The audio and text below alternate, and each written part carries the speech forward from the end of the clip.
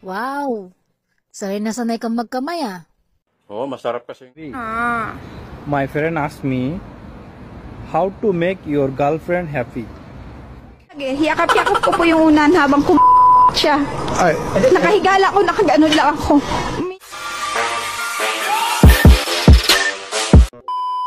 Baby, my friend asked me how to make your girlfriend happy. Can you tell me how I make you happy? Stupid lie, you stupid lie. How can you say papa? Oh, tabi-tabi mo walang pera dyan. Oh, no. Dadaan ang leader niyo. Mahirap na raw makahanap ng loyal ngayon. Paano masabi? Hindi mo kasi ako kilala.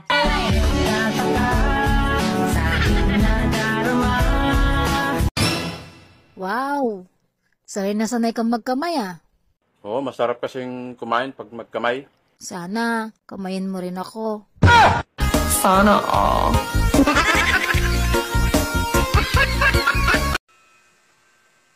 Sobrang hilig mo magbasa. Kahit na schedule natin, nagbabasa ka pa rin eh. Bakit? Kanina pa nga ako nag-antay sa'yo eh. Anong kanina na pinagsasabi mo?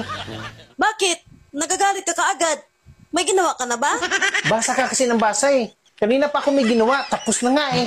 Ay, hindi ko ramdam. Sa sunod kasi, magsabi ka para ma-inform ako.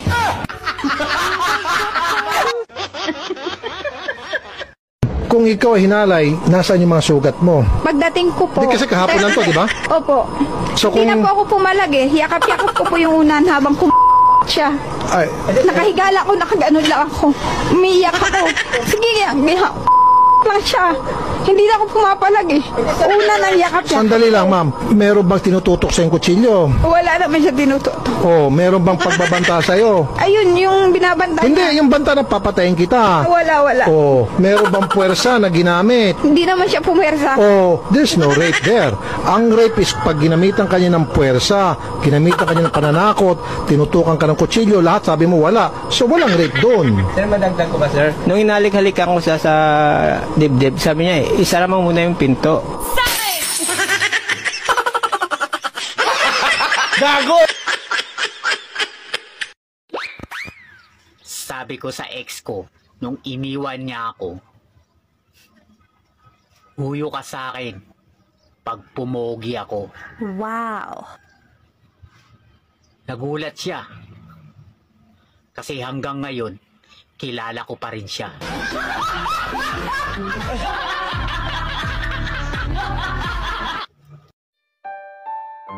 Mahal, tiis-tiis muna tayo sa ngayon. Sa ulam nating asin. Malay mo, bukas, may awa ang tindahan. Pautangin tayo ng toyo. Yes!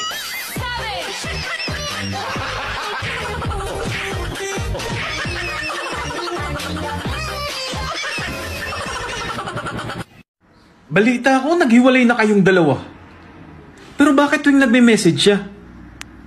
Nag-aahit ka pa. Sagabal ba?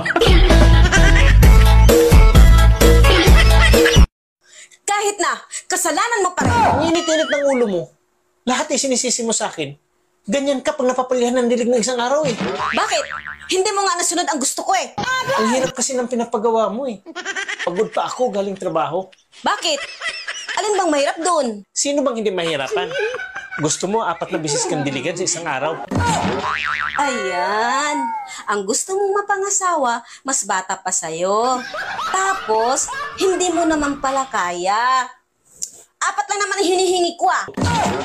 Nagyayabang ka pa sa mga kaibigan mo? Na 5 round bitin ka pa? Pero 4 lang ang hinihingi ko?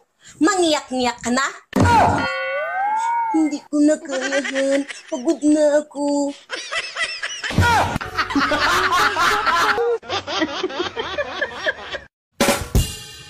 Kapag ako naging asawa mo, hindi kita papaulamin ng asin. Hanggat may asukal.